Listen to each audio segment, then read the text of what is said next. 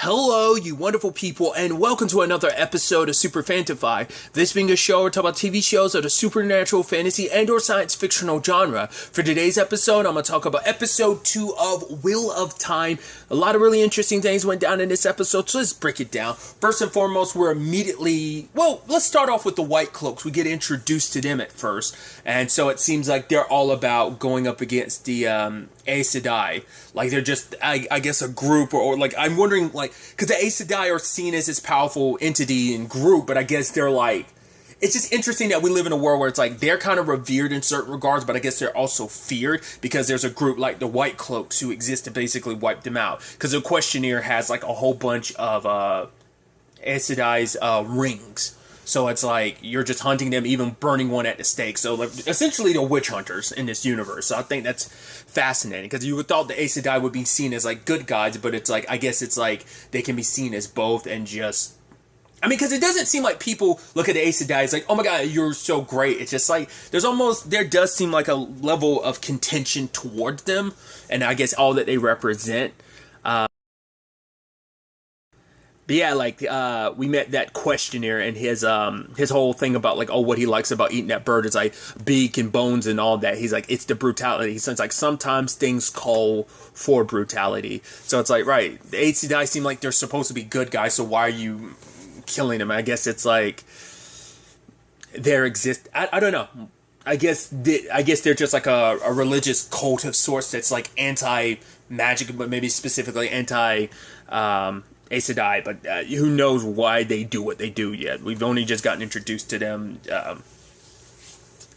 It seems like probably it's not just like, if you consort with Aes Sedai, they'll probably kill you too. So it's probably like, same thing. It's like, oh, you're a witch lover, you gotta die with a witch type of thing. So, but obviously we follow, like, Moiraine and the others as they are getting away from the Trollocs.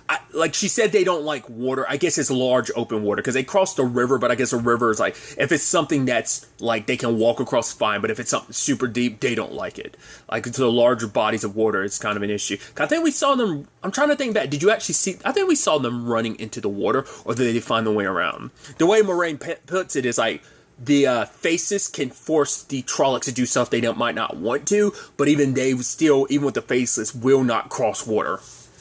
Because they came across that ferryman at one point in time, and they asked him to take them to the other side, but the guy's like, no, my family's going to be waiting, my son might be back any moment, I've got to go back for him. And then the guy's like, oh, the White Cloaks are right about you. So it's like, right, the Aes Sedai, I guess, like, it's like, oh, they're selfish people who they've got all this power, but they won't help you, they're not here for the greater good, they're only using their powers to help themselves type of thing. Because Lan ended up cutting the rope so that the ferry couldn't cross back over. Because Moiraine was like, Lan was like, we'll take you to the nearby town, but we can't let you go back, because if you do, they're just going to follow us over here. And he chases after the fairy witch. Now Moraine's waterbending and creates like a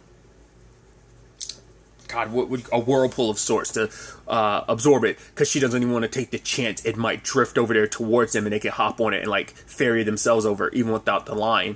But he goes to the ship and he gets dragged down with it. Obviously Moraine's kind of like, I wish it didn't come down to that, but he didn't want to listen to us, and so they have to run. So that's the brutality of it, of like, right, because even Rand kind of throws out the question, like, what if she does that to us? Like, what if, she's willing to kill that ferryman? Like, what's to say she won't do that to any of us if we prove not useful to her or something like that? Because they also have their preconceived notions about the dragon.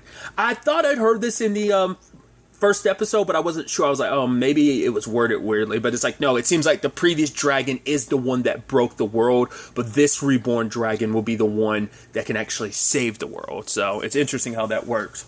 I wonder, did the previous dragon, like, is it something where the dragon, is it just like the fate and destiny, or is it just supposed to, because the last dragon was super evil, this dragon will ultimately have to be good, just because there has to be a balance of nature? So does it constantly bounce off and on, like, or was the previous dragon the only other dragon until now? That's what I'm curious about. Like, it doesn't seem like it's a necessarily, like, lineage of, like, oh, it's happening over and over and over again. These might, like, the previous dragon and now this dragon might be the only two in existence. Maybe that's what is implying. Like, it didn't talk about, like, a long lineage of this happening time and time again, because we've only talked about the previous dragon and this one, so that's what makes me wonder. Egwene ends up going with Moiraine, and she explains, like, the Aes Sedai to be touched by that power, like them being who they are bound by three rules. They cannot lie. They cannot make a weapon that can harm someone. And they're also not supposed to take someone's life. But it's like the ferryman, it's like, you killed him. It's like, no. Like, what, you know, he died of his own foolish actions. He was just going to save his family. And what would have happened if he went over there?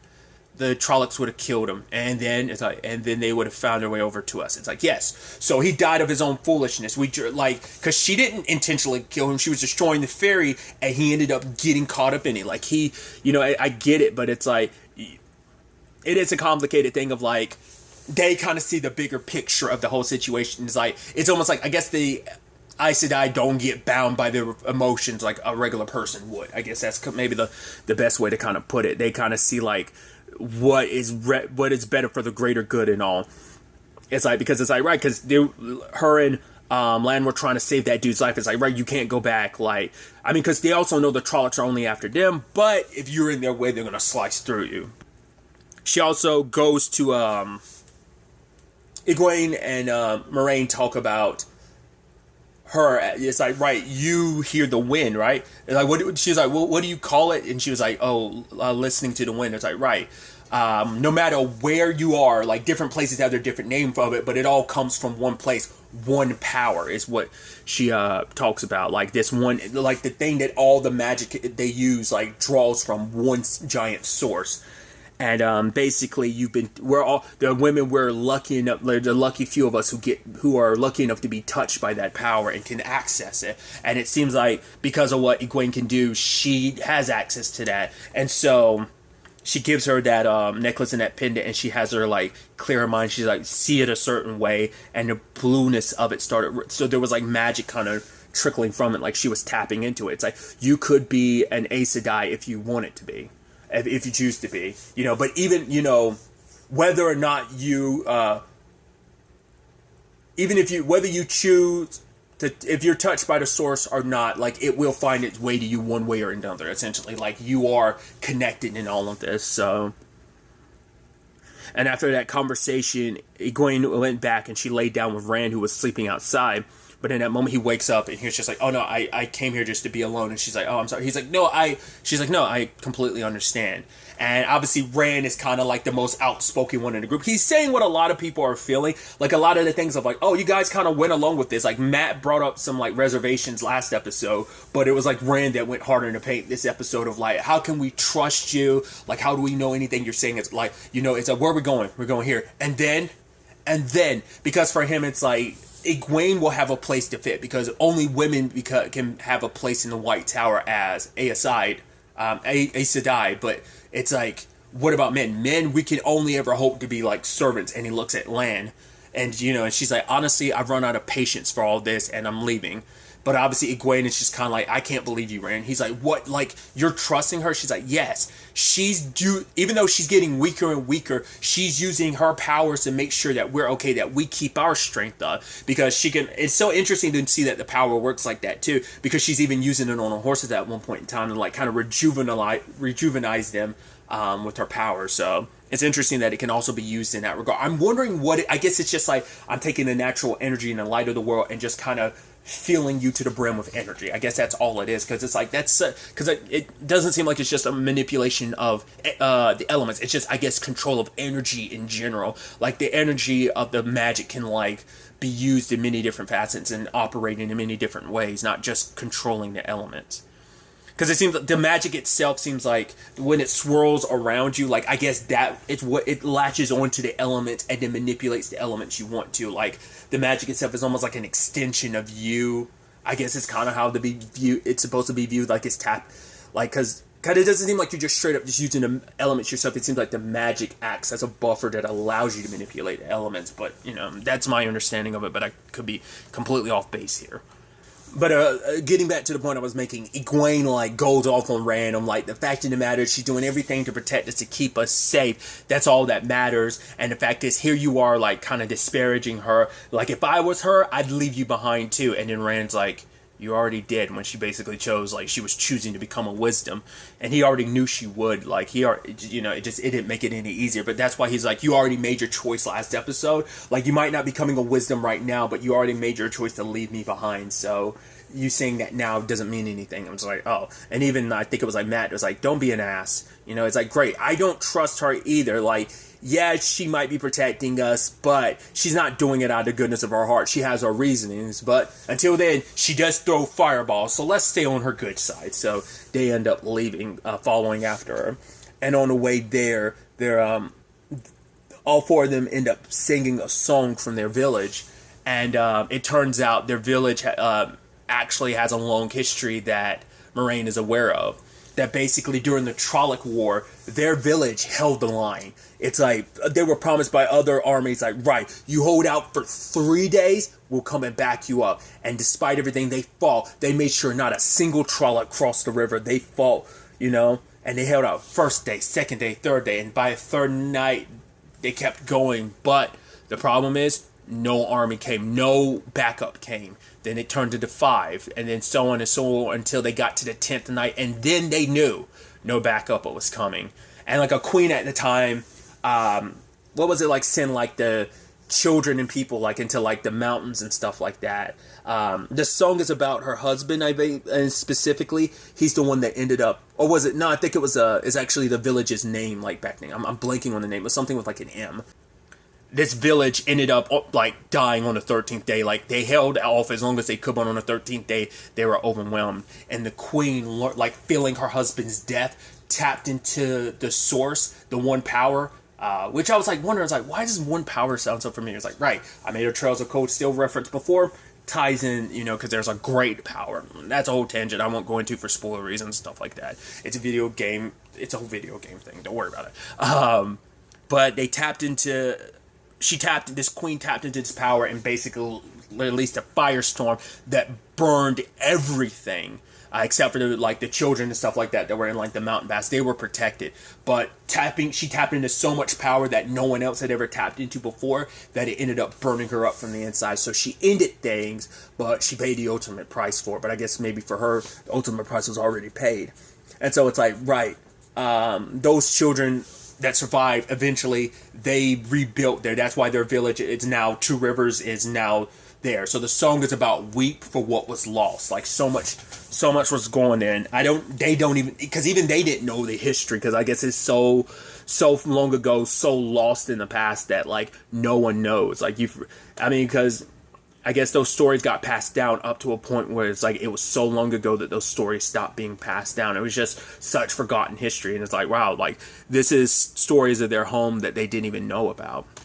There was also interesting talk too. We found out like even as an Aes Sedai, Moraine can't heal her own wounds. So that wound she got from the Trolloc, she can't heal it. She had to find one of her sisters to heal it for her. So that's interesting. And I guess that way it's like.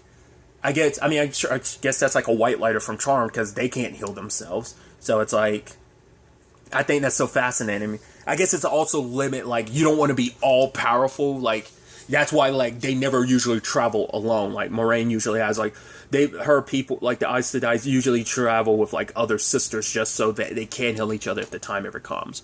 So I think that's such a fascinating situation. But they come across the White Cloaks and they're being questioned. And when you're looking at her answers, like, you're like, right, they're not allowed to lie. You could tell, like, with some of her hesitation, she's trying to, like, talk around the truth.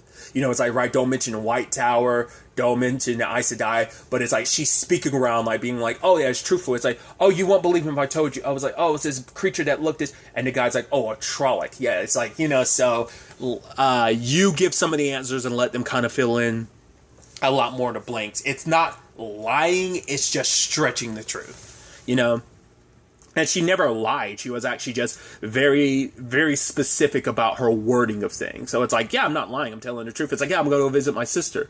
The Aes Sedai are all my sisters. So, like, she was talking around it.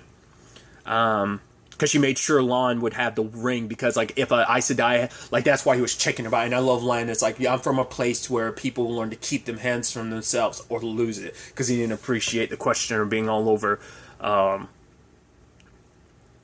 Moraine like that. But yeah, they definitely seem like a religious group, especially when he was like, oh, the light has always introduced itself to us. Like, it needs no reintroduction or something like that. But I guess he's checking out whether there's truth to 100% of what Moraine had said. So he's like, no, I'm going to check this out. It's like, right, you're more so for the battlefield, the questioners, we have our own purpose and role in things. So, and she had noticed all the rings that he had, so, meaning like he's killed plenty of her sisters. At least the white cloaks have killed in them. I wonder how, in totality, how many Aes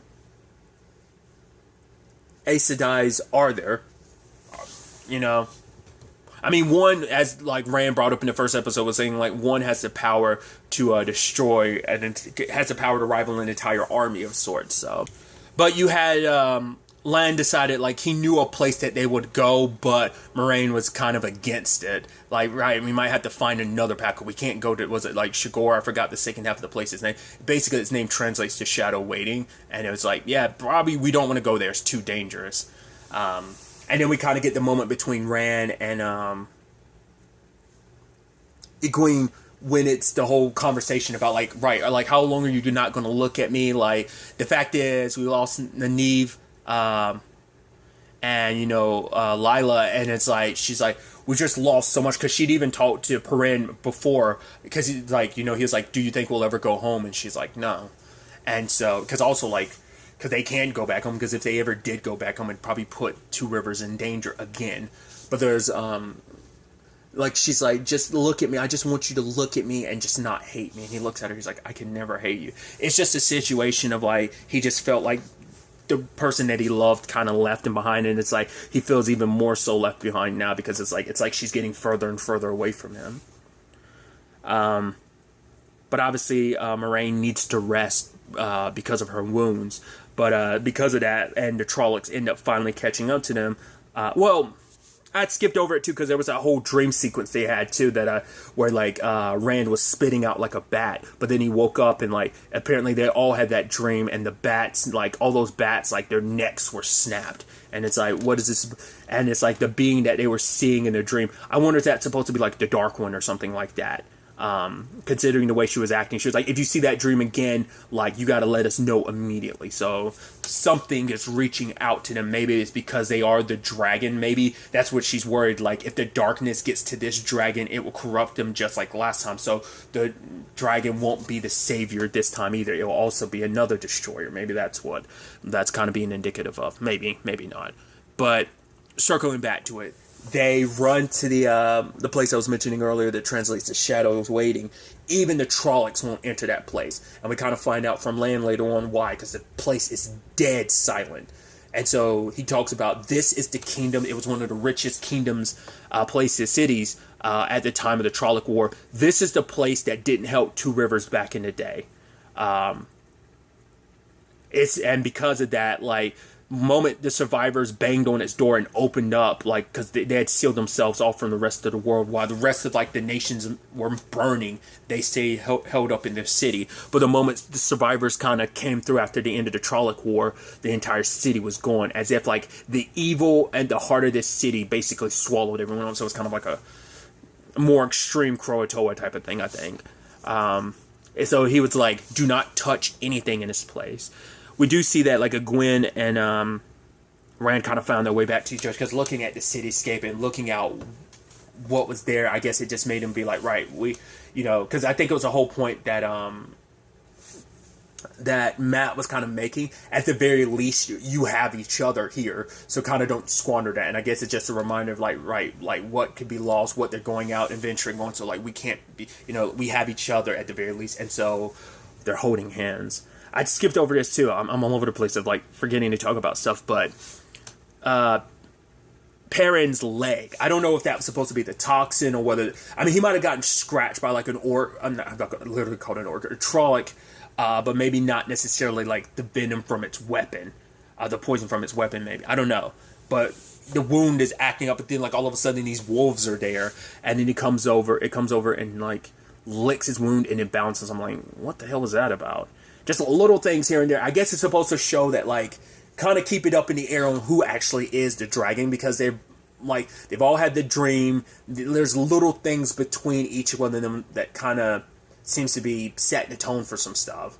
Because, you had Matt and Perrin having that moment where Matt gave him that knife that was made like Layla. It was like, she's never made weapons, she made tools. And he's like, yeah, I've used it here and there for apples and stuff like that, but I've always kept the blade sharp just in case I ever needed it. And he was like, yeah, she probably made it specifically for you, just in case, I'm most likely to get you in trouble or something like that. But he was like, yeah, but who am I, can I really be fully blamed for all this? And they kind of laugh about it, but he's like, I appreciate it. It's still eating him up on inside, because once again, it's not his fault. It's just like, once again, the adrenaline of it. Maybe there's something a little deeper, but whatever the case may be, not like he meant to, but he killed her, and he still hasn't talked about it, because even if Gwen was like, oh, the Trollocs killed Layla, and Perrin was nearby and hearing, like, during that argument and hearing that, you could tell, like, yeah, that guilt was just eating him alive. So he hasn't corrected anyone on it, which, once again, can't really blame it. It was an accident, but he's got to carry that guilt either way. So, but there's also the fact is Matt found that blade, like it was whispering, and then because Lan said, do not pick up, do not touch anything here, but he found that box, and he found like this very special dagger, and then as he's putting the dagger away, he's planning on, and he takes it with him. So, and it's like the moment he drew the blade, the whispering stopped.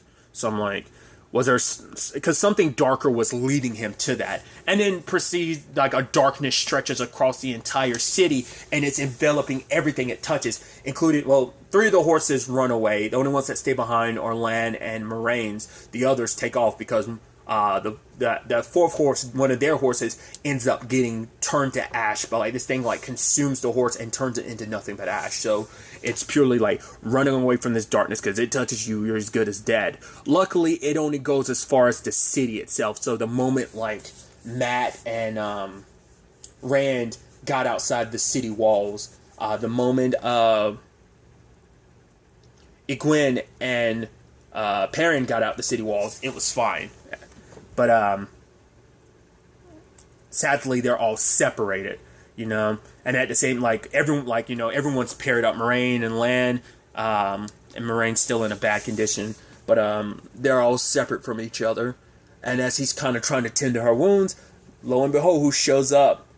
Nynaeve. And it's like, wow, so how did you escape? And once again, am I surprised? No, like, I knew it. Besides, spoilers, the actress who plays her name's Zoe. Her name's like the 3rd name in the like roll call for it. It's like, you're like, oh no, you're super important to this story, because I think she falls in that category too of being potentially one of the because I thought I remembered it being 5 and not 4 people. So I'm like, yeah. So like Nynaeve plays an role in that as well, and she's like, right, tell me where the others are. So whether she just managed to escape, whether she was being held by them, either she's been following them the entire time, or the Trollocs had her, and she finally found an opportunity to escape. I'm curious to find out.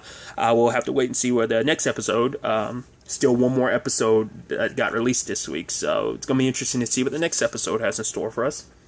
But really, that's all I want to talk about. Until next time we meet, be happy, be safe, live life to the fullest, and enjoy it. Good day, and goodbye.